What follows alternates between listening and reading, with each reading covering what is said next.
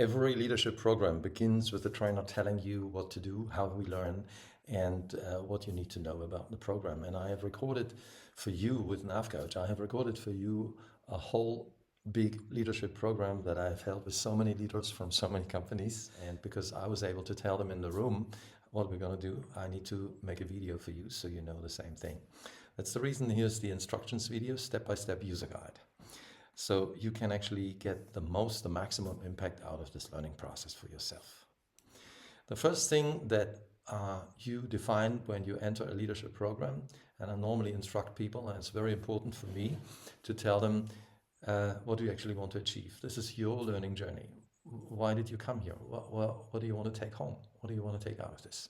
So in order to reflect that, before you even begin, before we hold the first training session, I want you to think about what are your key challenges at this time, and what do you want to achieve? What are the skills and the goals that you actually want to achieve? Which skills do you want to build up? And then, of course, what are the key criteria for you to know that you have actually achieved these skills? Often these are soft skills, so you need to think a little harder about how you will know you've actually achieved this. Will your feedbacks be different?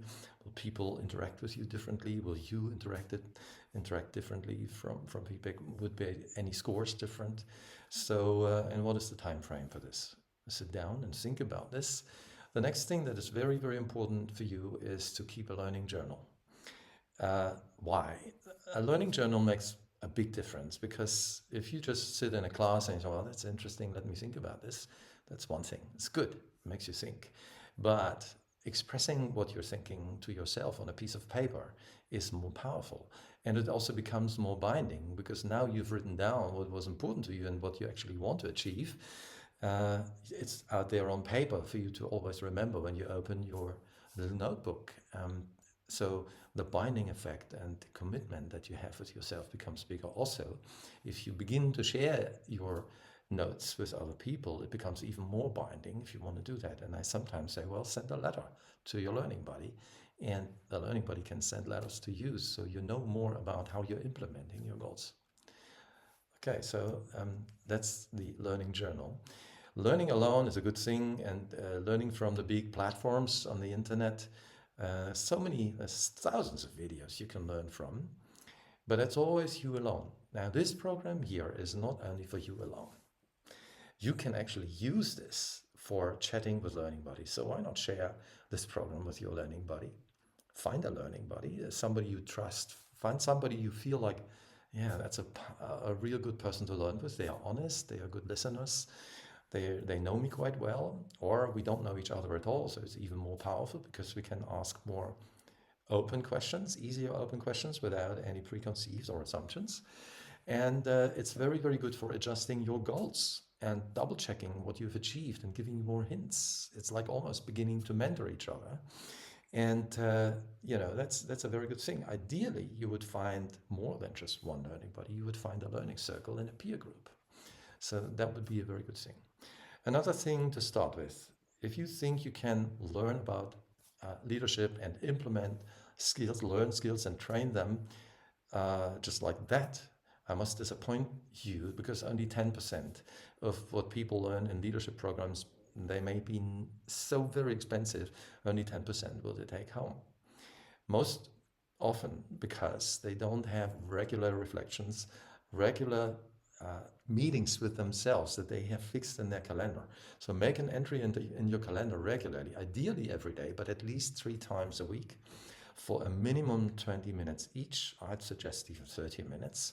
So you have time to think for yourself about the things that you want to achieve, about the goals you want to achieve, how they have maybe changed, which topics you've been experimenting with, what are the outcomes, which things did work, which didn't, and then what will be your next step, your next move. Think about those things. Will you adjust anything? So I strongly recommend don't learn alone. I mean, of course, I don't stop you learning all these videos by yourself or following them. It will already be great insight, but the real training and implementation comes from doing this with somebody else. So finding a learning buddy, finding your learning circle or peer group would be ideal. So you would be sitting in a real leadership program with me telling you everything via video, and you can use this 24/7 anytime. One more powerful option of how to use all this input that I give you, all the instructions and videos and assignments and self-assessments, you can actually do that stuff with your team. And I'm coming to that a little later, which would be very powerful because that's where the implementation happens. This is where the high performance teams actually goes up like this, performing more. If you do want to do this with your team, start with the trust building first. There are, especially in the first sections of this NavCoach program, you will find an exercise called Going Deeper. And that's a wonderful exercise to begin building more appreciation of the diversity in your team, building trust and appreciation in the team, so that warms you up for more. So, new leaders, I recommend start with the first one. The first one is called Leadership Transition, becoming more aware of your own role. This is a very, very different job from an expert job.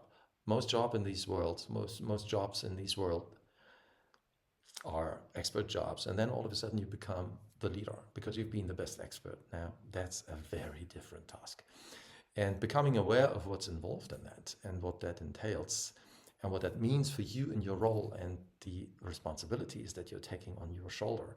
I think you better be highly aware of what that means. And this first section, this first course about leadership transition gives you a good insight in that. And even if you are an experienced leader, it is still meaningful to go to the section first, because every time you go to a next role leadership task, it means what got you here won't get you there. So you need to reflect how this role changes. Leading a team and people is not the same thing like leading leaders, which is also not the same thing like leading an organization. How to follow the course structure is pretty straightforward. It's all in the channel there. Once you've enrolled and you go to your course, you always find the first part is a video instruction, video input. Then you get an assignment for self-reflection and an assignment for group tasks, breakout sessions, group discussions. And you download these assignments, or if there's an Excel sheet for self-assessment, you make this self-assessment first and then you reflect it in your leadership journal. And if you're in a group session with your team, then you can discuss this with your team, but I'm coming to this later. Now, then, once you've done this, you're meeting up with your learning buddy or peer group, and you discuss your insights and you share your experiences, because that's where the learning happens. You finally realizing you're not alone with what you're trying to handle. Other people feel the same way. You're not alone. And you can also learn how everybody's handling it differently, so you can learn from the way they do it. So that's the beauty of team learning. So would be highly recommended to discuss everything you learn with teams, with groups, with learning buddies, and implement it back in your real work life and document what you've done. Final thoughts. This is a program that you would normally be sitting in my class. And I'm sure you would love it like all the other participants have. But I'm not there personally, physically, but I'm here mentally, psychologically, and in the videos. But you are the one to remind yourself of, I need to make my next step. This is not just random. You need to have a very good discipline with yourself. So the more disciplined you are about running through all these sessions, and there are many of them, then if you have this discipline, you will be a very, very fast learner. And you will train a lot, you will experiment and learn as much as anybody in my live programs. And maybe even more, because the discipline makes the 10% learning out of a program to become a lot more. You can turn this into 30, 40, 50, 60%.